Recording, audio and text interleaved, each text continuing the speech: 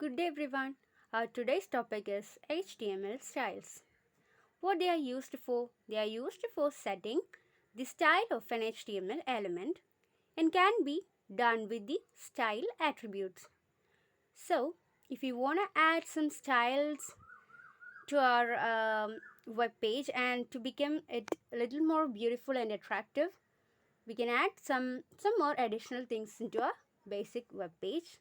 So that can be easily done with these style and its attribute tags. Okay, so let's get into the detailed study about that. First we can go through the syntax. So normally, in order to add a style to a tag, we use this general form. That is, if this is one tag, we want to add some style into that tag, we'll first write the tag, then style is equal to, we'll add the attribute of the style here which we want to add this to this tag. Okay, so this is the general method. And let's, here we can see also that property, which is a CSS property, and the value is also a CSS value. What does a CSS indicates? This is actually an advanced study area in this. So we'll be talking about CSS in our later coming classes. Okay, so now let's get into the style attributes. The first one is background color. In the name itself, it is telling that it's going to add the color to the background. So this is a property. This property defines the background color of an HTML element. Okay, so how it is written, let's see. So I'm gonna add this background color to my body, that means to the web page of my body. Okay, so here body is the tag I selected to add the background color. So in order to add this color, we should use this style tag. So body style is equal to, with the attribute as background color with the value powder blue. So here I used this powder, or I selected this powder blue as my background color. Okay, so inside the body I also added, this is a heading, and then a paragraph. This is a paragraph. So these things will be in the normal font, that is normal font and normal font color, but this background will not be white. When we execute this, it will be in the powder blue color. Okay, so that's all about this background color. So the next one is color. Simply color. It's a property defines the text color of an HTML element. Okay, so let's see how it is written. H1. So I'm gonna add this text color to the heading. So H1 style is equal to color blue. Here I selected the color blue to my text. So this is my text, this is a heading. So this heading will be written in blue color. Okay, also a paragraph, I introduced a paragraph here, also giving this style attribute color with the value red. So this is the text I used to give this red color. So this is the text, that is, this is a paragraph, and while executing this, we'll get this text, set of this text in the red color. Okay, so the next one is font family. The name suggests we are going to add some of the families. What kind of families? Font families into our, or we are going to introduce some font families into our HTML tags or attributes. So here, font family is a property that defines the font to be used for an HTML. So which kind of, or which style of letters or fonts we want to add into our web page, that is normally written using this font family. So here I am selecting a heading and I'm gonna change its font color to Verdana. So I used this to write it like this, that is, H1 is the tag here, then style is equal to giving the attribute font family as Verdana. That means this font family having an attribute, this font family attribute having a value of Verdana. Okay, so this is a text. I'm going to display that as this is a heading. So this is a heading, should be displayed in this Verdana font. Okay, so like that I'm gonna add another font family into my paragraph letter. So into my paragraph, that is, this is a paragraph is written or will be displayed in this font family. Okay, so there are a lot of different styles inside this font family itself.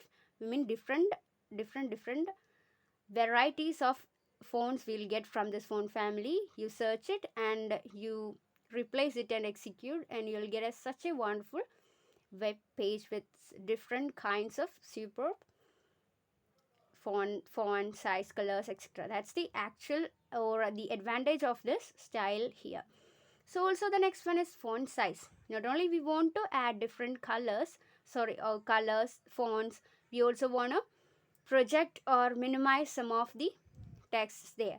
So in order to do that, we use this font size. This property defines the text size for an HTML element. Okay, so we know that an H1 having a normal size, but when we use this font size as the style attribute with a value 300, this is a heading. That means this sentence will be transformed into this value of font size. So like that, this can also be changed from the normal size to 160% of the font size. So that's a normal representation of the font size here. So the next one is text align. This property defines the horizontal text alignment for an HTML element. So it's nothing but the alignment. Okay, alignment of each elements. So I did the same things here, just changed what the style attribute into text align. So text align equal to its value. When I write its value to center, whatever we write inside this tag will be displayed at the center of our web page. So if I'm going to change this to right, whatever be this content, that will be aligned towards the right of the web page, or if it is left, go to the left side of the web page. So in order to change that alignments to different areas, we can use this, or different sides, we can use this text align attribute. So the next one is border. Property defines the border color. So sometimes we have to use some border specific colors to the borders. So that time we can use this border like this. That is, I'm gonna add my heading into a border with the solid tomato color and its size to 2 pixels. Okay, so h1 style is equal to, here border is my attribute, and here I have two values. Why? Because this is a border. In order to display that in a correct format, or in our on version, we want to add not only the color but also the size of that border. So that's why I used this value here, and also value, that means two values, one as the thickness and the other one as the color. So hello world is my text to be written inside this border. That means it will look like a box, and inside that will display this hello world. So these all are the main HTML style attributes. So the next we will be discussing about the some or in detail about the colors. That means it's a little bit extended area. We will be covering it here itself easily and thoroughly. Let's see. So here it is, HTML colors. HTML colors are specified with predefined color names or with RGB, hex, HSL, etc. Okay, so these all are the different methods or different normal ways that we use to add or to represent our colors into the web page. So let's see how it is written. First thing, using the color names. So that's what we used in our early examples. Nothing but just adding that color names to the attribute, that's all. So the color name has the values to the attributes. Okay, so we also told that not only this color name, we have also RGB, hex, HSL and etc. Okay, so let's see what is this RGB. RGB is nothing but red, green, blue combination. We all know that these are the three primary colors, and from this we derive different sets of colors, and that's it. So this is a primary color. So based on the values that we give to these three things, we will get a new combo of color. So that's why we use this RGB for color representation. The next one is hex. That's nothing but we'll represent the colors in the hex values. So that's it. The next one is HSL, that is hue, saturation, light. We know that these things, right? So accordingly, changing the values to these three things, we'll get such a different variety of combination inside these colors. So let's see how all these works. Okay, so here is an example with only this RGB, hex and hue, that means HSL method. Why? Because using this color names, we already had done an example there. So let's see what this is. Here I'm gonna select my H1 tag to represent in some different color.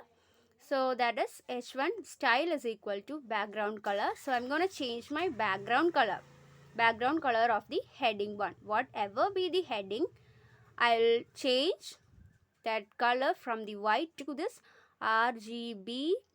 Inside the bracket, I'm gonna give some values to R, that means red in its full stretch, that is 255, and green about 91, and B, that means blue about 71. So combining these